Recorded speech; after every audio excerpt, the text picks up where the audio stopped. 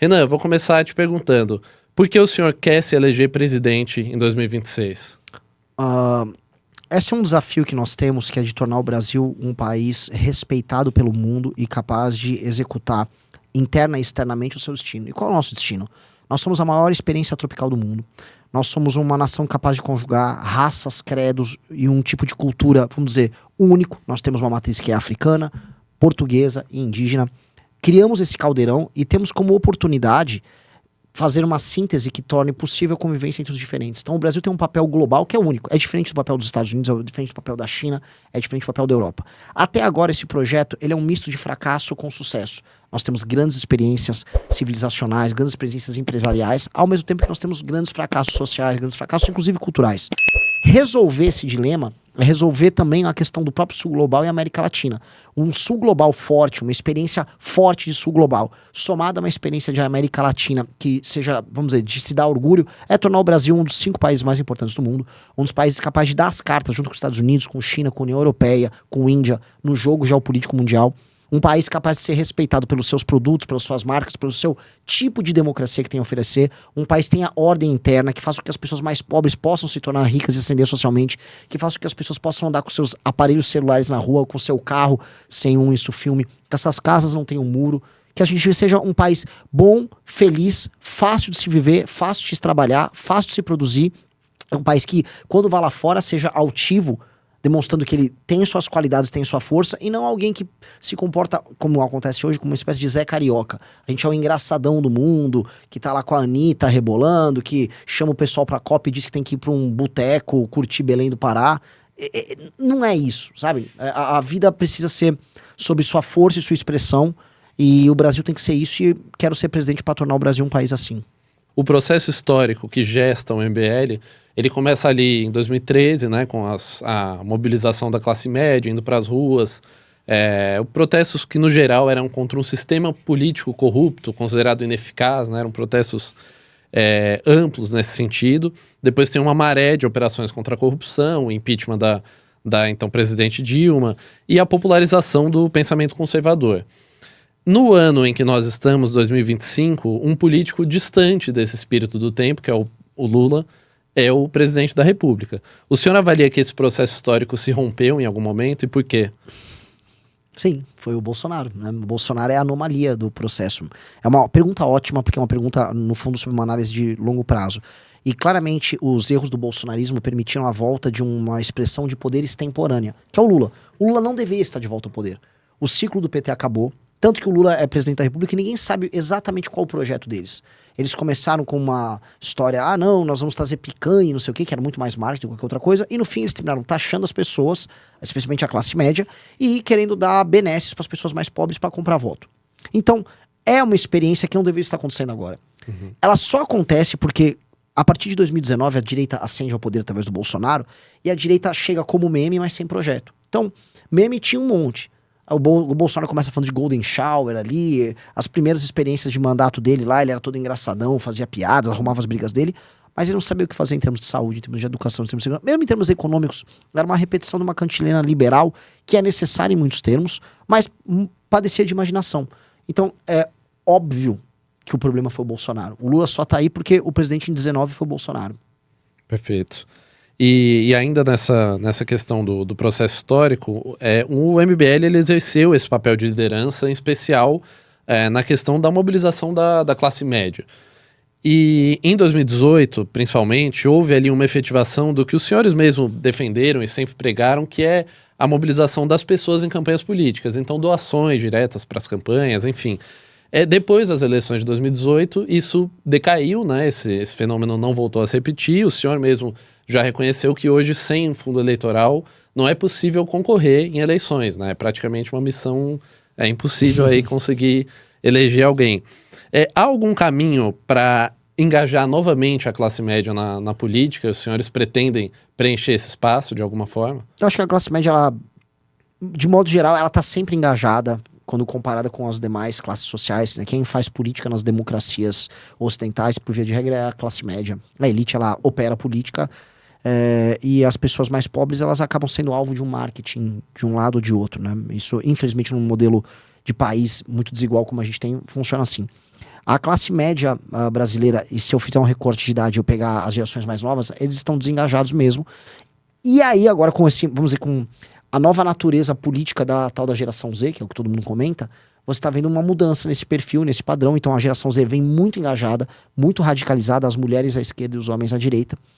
E isso tende a ser, vamos dizer, uma espécie de farol que vai guiar boa parte da atividade política, não só no Brasil, mas no mundo. A gente está vendo revoluções da geração Z acontecendo em Madagascar, Nepal, agora no México. Sim. A gente vê a ascensão de uma figura muito controversa que é o Nick Fuentes nos Estados Unidos. E no Brasil, a maior referência disso seria nós. Nós estamos trazendo um discurso geracional para o debate público no Brasil. E isso está engajando uma parte da classe média jovem. A classe média mais velha, a gente poderia colocar, é o pessoal que estava engajado com o Bolsonaro. Essas pessoas estão se desengajando, porque a causa do bolsonarismo meio que morreu.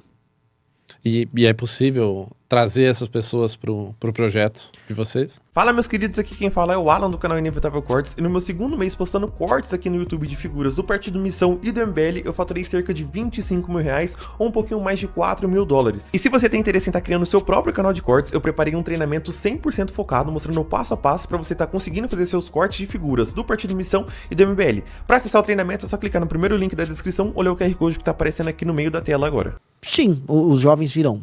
Naturalmente eles não são grandes financiadores por serem jovens, mas eles podem suprir isso com energia, participação. E a gente está conseguindo fazer muita coisa com isso. Basta a gente montar um partido usando essa energia. E quanto a esse eleitor, né, dentro desse retrato, em especial dos brasileiros de até 35 anos, existe ali a percepção também de uma descrença muito grande em partidos, em instituições políticas de modo geral. O senhor avalia que ao registrar um partido, se colocar nas urnas, é possível atrair? Aí eu não falo do brasileiro que já conhece o MBL, que já está engajado. Eu falo de alcançar realmente esse eleitor que perdeu a crença, por diversas razões que a gente pode discutir, perdeu a crença em qualquer partido, em qualquer candidato. O senhor acredita que é possível? O projeto de vocês, ele tem capacidade de dialogar com esse brasileiro? É uma grande pergunta, porque a gente vê fases de engajamento maior ou de desengajamento. Houve realmente entre 15 e 2019 um super engajamento, e houve uma grande frustração ficando só no bolsonarismo, aquelas pessoas que eram fanáticas pelo Bolsonaro. A ideia de você engajar para mudar o Brasil, que acaba se refletindo depois aderir a um partido, ela é a ideia que a gente tem que buscar. Então, a gente primeiro escolheu quem são as pessoas que estavam com a gente, essas pessoas jovens. Elas estão engajadas de fato, elas estão sonhando o mesmo sonho que a gente. Se esse teu sonho vai transbordar para as pessoas mais velhas, em especial, é o desafio. Se a gente fizer isso, inclusive, a gente ganha a eleição presidencial e vamos fazer muitos deputados. Então, essa é uma pergunta que eu preciso responder ao longo do processo. Perfeito. Temos algumas pistas, mas vamos buscar responder ela. Perfeito. E ainda nessa discussão partidária, o senhor já disse mais de uma vez que, embora os partidos da esquerda, PT, PCdoB, PSOL especialmente, estejam num campo antagônico ao MBL, agora ao Missão, eles são partidos. Eles têm programas, enfim, têm seus projetos. Por outro lado, a direita não tem partidos, né? Tem siglas ali que abrigam, eventualmente, lideranças, mas não tem partidos efetivamente do ponto de vista programático. Por quê? Porque a direita até agora não conseguiu se organizar em um partido. Porque o fenômeno de direita recente no Brasil, ele é uma direita de internet. Então ele obedece a critérios vinculativos em termos de relações sociais, até afetos e modos de relação que são tocados por estímulos algorítmicos de like, de engajamento, de audiência. E isso vem com um preço. E o preço é que você não tem vínculos de lealdade verdadeiros, e um amigo seu pode deixar de ser amigo seu e te dar um exposed ou fazer um vídeo te atacando do ponto de vista político, caso isso dê likes. Nós vivemos isso com o Fernando Holliday, que é um ex-MBL, que fez um cálculo, eu vou me dar bem aqui no bolsonarismo, eu vou xingar pessoas que foram meus amigos e nunca falharam comigo. E isso mostra, assim, a traição é premiada, a baixeza é premiada, a perfídia é premiada. E aí, quando você constrói um grupo político, um movimento, um campo político da direita, baseado nisso, você vai ter várias pessoas que vão ser muito grandes. Só que nenhuma delas está articulada. E aí você consegue ver que a direita não consegue articular grandes projetos, não consegue montar partidos políticos, não consegue tocar movimentos políticos, não consegue ter um projeto consistente a longo prazo. Qual é o único lugar que é uma ilha que funciona dentro da direita? Chama-se Movimento Brasil Livre e hoje Partido Missão. E por quê? Porque nós negamos, na nossa lógica interna, esse sistema de relação oportunístico. A gente tenta colocar as pessoas mais capazes em posições de destaque, e essas pessoas capazes, elas têm que ajudar a conduzir o todo, e não basicamente ser guiado por pessoas que ficam populares. Entendendo esse drama, Se a direita toda fosse mais MBL, a direita com certeza derrotaria a esquerda sempre. Porque a direita consegue ser mais numerosa e ela fala com pessoas que são ativas e produtivas na sociedade civil. Mas não é o caso. E assim, essa doença infantil da direita, que é a vontade de ser famoso em rede social, que produz um Luva de Pedreiro na mídia e um Cleitinho, que é a versão política do Luva de Pedreiro na política, ou uma Virgínia, que é um Nicolas, isso precisa ser combatido. A direita só vai chegar ao poder, exercer poder, se ela superar esse problema. E o senhor, assim, dentro dessa discussão, né, sobre a lealdade, né, já ocorreram, já houve episódios dentro do próprio MBL de integrantes se envolverem em problemas e os senhores mesmos saírem em defesa desses integrantes. A partir do momento em que a organização partidária é fechada ali, há uma linha que o senhor acredita que não pode ser cruzada, ou seja, a partir dali, mesmo que eles sejam um aliado nosso, mesmo que ele esteja conosco, não dá mais para defender? Qual é essa linha? Tenho 2 exemplos maravilhosos desse ano. A gente elegeu 2 vereadores em capitais. Um é o Sandro Filho, na Bahia, e outro é o João Bétega, em Curitiba. Os 2 foram muito bem votados. Os 2 seriam deputados federais eleitos pelo nosso grupo. O João Bétega não gostava de trabalhar. Ele falou assim, olha, eu vou gravar muitos vídeos, vou ficar famoso fazendo vídeos entrevistando as pessoas na rua, e o trabalho parlamentar não me dá view e não dá alcance. Ele é um cara que já estava viciado nessa lógica da direita. O gabinete se insurgiu contra ele e falou, cara, a gente não elegeu você pra você ser um vagabundo, fazedor de vídeo. E nós, junto com o gabinete, expulsamos ele do movimento. Os membros do gabinete também pediram demissão e saíram. Então ele foi expulso por, vamos dizer, falha técnica, falta de propósito. E hoje ele basicamente é um idiota que fica gravando vídeos lá na Câmara de Curitiba. Em Salvador, o garoto estava indo razoavelmente bem, até que a gente percebeu, vamos dizer, ele mudando o padrão de vida dele, né, em pouco tempo, é um rapaz novo. A gente percebeu ele se associando a pessoas estranhas, a gente viu que a mulher dele ficou sócia de um agiota na Câmara de Salvador, nós expulsamos ele semana passada, que é o Sandro Filho. E o gabinete também tá pedindo demissão, tá cuidando dos trâmites. Ou seja, a gente tem um padrão, a linha ética e a linha da competência, ela existe e quando a pessoa cruza, ela é expulsa. E isso ajuda, vamos dizer, a estabelecer uma confiança. Quem faz parte do nosso grupo, ele confia muito que a gente é sério nesses termos. Ao mesmo tempo, e acho que é outro ponto interessante, se o cara cometeu uma falha, que não é uma falha ética, não é uma falha, por exemplo, de intenção, como é o caso do áudio do Arthur, é um áudio muito ruim. Dito isso, ele não roubou ninguém, ele não cometeu nenhum crime, ele mandou um áudio só. E a gente vai defender ele, porque ele é do nosso grupo, por mais que isso venha com um dano. Uhum. Então, a maior parte das ações nossas, tanto você arrancar um pedaço do seu braço, mandando embora um vereador aqui, outro vereador ali, ou mesmo defendendo um áudio impopular, eles não seguem a lógica do oportunismo, do dinheiro, do gabinete, nem do like em rede social. A gente sai perdendo em tudo. Então, a atitude de ser correto e ser leal, ela vem com preço. E as pessoas precisam ver que vem esse preço. Perfeito. Dentro, a gente voltar a essa discussão dos partidos, essas siglas do Centrão, né, embora elas sejam, como o senhor coloca, não tenham representação do ponto de vista programático, elas controlam hoje boa parte do orçamento do Estado. Uma vez que o senhor se eleja presidente nesse eventual cenário, há instrumentos possíveis para mudar essa mecânica de distribuição? A gente tem um dos grandes planos nossos, é a nossa grande reforma administrativa, é a ideia de mudar o sistema de incentivos dentro da máquina pública. Então hoje, qual é o sistema de incentivo para você eleger um político no Brasil? Ou seja, se tem um dirigente partidário, meus colegas concorrentes, né, dirigentes partidários, o incentivo deles é eleger o maior número possível de deputados federais, porque com deputados federais você tem muita emenda, que são nacos do orçamento, que os deputados federais mandam para os prefeitos e vereadores na base. 2, com mais deputados federais você tem mais fundo partidário, você tem mais fundo eleitoral, fora a participação na TV, participação em debates, espaço de comissão e tal. Ou seja, qual é a cenourinha que está na frente de um partido político e de um político em geral? Eleger deputado. O prefeito hoje serve para atender a base de um deputado. Então tá tudo invertido. A gente tem que alterar a dinâmica. Qual é a dinâmica? A dinâmica tem que ser no executivo. Então, um prefeito e um governador tem que atender as pessoas bem. E isso significa ter indicadores de desempenho, que são os tais KPIs. Então, um prefeito que tem boa cobertura de esgoto na cidade dele, ele melhora a cobertura, ele melhora os desempenhos em educação, SAEB, DEB, ele diminui homicídios, roubos, furtos, tudo isso metrificável, ele ganha pontos. Isso é ponderado pelo número de habitantes que tem naquele município, que é o estado dele, e isso vira estar qualificado para receber emenda e estar qualificar o partido dele para receber fundo partidário e fundo eleitoral de maneira proporcional. Assim, o sistema de incentivo será qual? Eleger bons prefeitos para os partidos e fazer os prefeitos ficarem lá, porque quanto melhor for aquele prefeito, melhor ele atender a população, mais bem recompensado o partido é. E tem que ser assim, porque aí o dinheiro vai pro partido que atende bem as necessidades reais das pessoas e não atende bem a vontade eleitoral das pessoas. Porque se eu fosse populista, eu falava, não, olha, a voz do povo é a voz de Deus. Mas é mentira. O povo não sabe julgar um político. Claro, a gente tá com o Lula no poder aqui. O povo não sabe julgar o desempenho do político. As pessoas reelegem prefeitos que são corruptos. As pessoas não sabem tomar escolhas. As pessoas não sabem avaliar se um prefeito atendeu elas bem. As pessoas gostam de prefeitos populares. Então, as pessoas, infelizmente, elas não podem determinar através do voto delas o dinheiro que vai para os partidos, porque os partidos ficaram viciados em enganar as pessoas, em comprar o voto delas, em dar show do Wesley Safadão, do Alok nesses municípios, e esses municípios não melhoram. Então tá bem comprovado, quanto mais pobre o município e mais dependente do dinheiro estatal, pior as pessoas votam, e os municípios continuam dependendo ali de mais shows você tem do Safadão, e mais emenda, e mais roubalheira você tem. Esse ciclo tem que ser quebrado, e é isso que a gente vai fazer. E há espaço, considerando que o Congresso se mantenha dominado por esses partidos, há espaço particular, é isso? Muitos partidos gostariam de ter isso. Eu sempre cito ele, o Kassab, que é um político profissional competente, ele acharia um modelo desse muito melhor do que o modelo atual, porque ele Tem saberia... muitos prefeitos, né? Exato, e ele saberia administrar melhor isso. Então o Kassab veria vantagens. Outros que não são focados em colocar gente no executivo, não.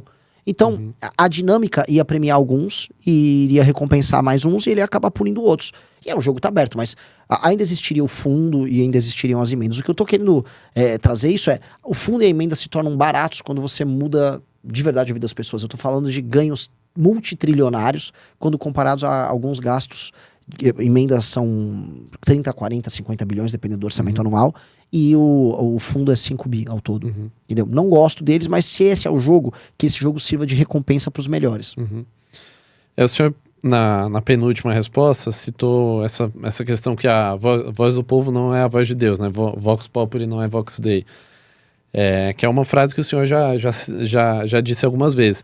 Na história democrática brasileira, não houve um presidente eleito sem discurso mais populista, né, com bandeiras reconhecidamente impopulares. Cito um exemplo aqui, as reformas do governo Temer, por exemplo, que os senhores elogiam de maneira geral, estão no centro do que o fez terminar o mandato com 3% ali, na casa de 3% de aprovação. Como é possível se eleger com bandeiras impopulares, sem dizer o que, na sua avaliação, o que é o que o eleitor quer? A avaliação que eu tenho é que o Temer era impopular porque ele parecia um vampiro, pela origem dele e não porque exatamente ele fez aquelas reformas. Não acho que esse foi o problema central. Houve o caso do Joesley também. O fato dele ele não ter tido base política prévia, sequer de ter meios de comunicação e de defesa com a sociedade civil. Então, não foi exatamente isso. Eu acho que dá para você ser altamente reformista e essas reformas estarem sendo acompanhadas de um discurso que leve as pessoas a sentir parte de um processo doloroso de mudança. Não é nada diferente do que o Milei está fazendo hoje e ele mantém a popularidade dele alta.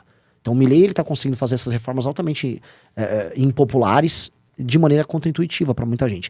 E, em certa medida, o próprio Bukele fez reformas consideradas impopulares em El Salvador e foi reeleito com uma votação muito expressiva.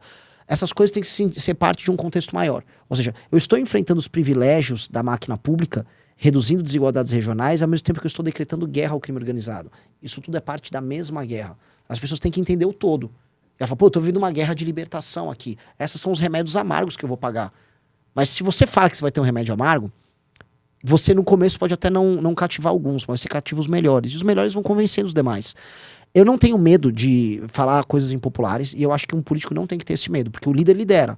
Se você não lidera, você é liderado e o pior tipo de liderança é ser liderado pela maioria, porque você é vítima do efeito manada. Político vagabundo populista no Brasil, ele é sempre liderado pela maioria. Portanto, ele não é líder. Ele é oportunista, essa é a característica de um oportunista.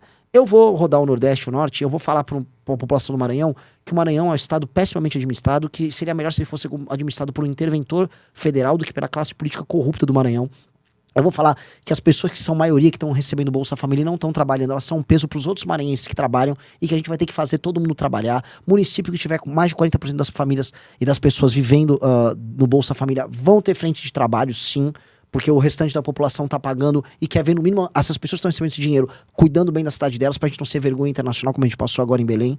Esse tipo de desenho político que nós temos, que é altamente injusto, que basicamente premia a ineficiência, ele vai ter que se alterar. E nós vamos falar, o cara que hoje recebe o Bolsa Família e vota no Lula, ele não vai votar em mim. Agora, eu tenho certeza que a outra pessoa que mora na causa ao lado e trabalha, faz iFood, entrega motorista de Uber, entrega coisas, tem uma lojinha, tem um pequeno comércio, esse cara vai concordar comigo. E não com o político populista que vai ficar sendo condescendente. Povo guerreiro, todos são brasileiros. Não. Eu tenho um lado. O brasileiro que está trabalhando, ele é a minha prioridade. O que está trabalhando é minha prioridade em detrimento do que não está trabalhando. Porque quem está pagando a conta é ele. A gente aprende desde a infância. Quem paga a banda, né, escolhe a música. Então, essas pessoas vão escolher a música no meu governo. Quem está trabalhando vai escolher a música. Uhum. E o senhor avalia algumas propostas aí sendo discutidas. Confesso que eu não ouvi qual é a sua posição sobre isso. Mas essas propostas que são discutidas de restrição do direito ao voto. Então, por exemplo, o senhor falou sobre as pessoas que trabalham, as pessoas que pagam impostos, terem o direito de decisão. O senhor avalia alguma proposta nesse sentido, de restrição do direito ao voto? Existe um estudo, na verdade é um paper que foi feito por duas pessoas, um é o Felipe Hermes, que é um cara que eu respeito muito, que trata desse tema, falando o seguinte, olha, se você der basicamente um benefício, tipo um BPC, que já existe, inclusive já está custando, né, centenas de bilhões já para o orçamento brasileiro, você dá um benefício de prestação contínua para o resto da vida da pessoa e em troca a pessoa não vota. Essa pessoa, ok, ela vai causar um dano do ponto de vista financeiro ao Estado, mas ela vai poder gastar da maneira que ela quiser esse dinheiro e segue a vida dela. Agora, ela não vota. E ela não será alvo, portanto, de contínuos assaltos por parte do Estado, que fica falando para ela, vou te dar mais isso, vota em mim que eu te dou mais aquilo. Porque o que começou como Bolsa Família era dito à época que ia ter uma porta de saída. Cadê a porta de saída? O que eu tô vendo agora é Bolsa Gás, junto, agora é energia elétrica, já vão falar que vão dar internet. Qual é o próximo passo? Você vai ficar taxando quem trabalha e produz para ficar sempre indo na próxima eleição dando mais para essas pessoas? Essas pessoas têm que sair. Só que o problema é, eu não quero ser condescendente. Tem gente que realmente quer só ficar recebendo isso. E não tá correto. Porque tem gente que trabalha, tem gente que mora na periferia de São Paulo, só para pegar a condução para ir trabalhar no centro demora 2, 3 horas. Vale a pena para esse cara fazer tudo isso para ganhar R$2.500, R$3.000 enquanto o governo fica dando benefício para outras pessoas? Isso tá errado. Não é correto um dono de um boteco trabalhar todos os dias da semana dele, ter 4 empregados, ser espoliado, aí ser chamado de fascista, de não sei o quê, pra tirar 4, 5 mil reais no mês, um pedaço do que ele tem de rendimento, ter que ir pra sustentar alguém que não tá fazendo nada. E esse alguém desde uma empresa que tem renúncia fiscal, uma empresa malandra que tem acordo com o governo, desde um juiz com salários super altos, até uma pessoa que tá vivendo de benefício. Então, trazer essa discussão é uma discussão importante. Até o que passou na Câmara lá de presidiário não votar.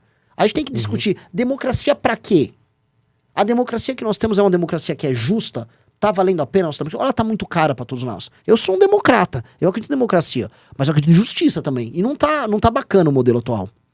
Fala, meus queridos, aqui quem fala é o Alan do canal Inevitável Cortes, e no meu segundo mês postando cortes aqui no YouTube de figuras do Partido Missão e do MBL, eu faturei cerca de R$25.000 ou um pouquinho mais de $4.000. E se você tem interesse em estar criando o seu próprio canal de cortes, eu preparei um treinamento 100% focado, mostrando o passo a passo para você estar conseguindo fazer seus cortes de figuras do Partido Missão e do MBL. Para acessar o treinamento é só clicar no primeiro link da descrição ou ler o QR Code que tá aparecendo aqui no meio da tela agora. E se você gostou desse vídeo, não se esqueça de deixar o like e se inscrever no canal. Te vejo no próximo vídeo.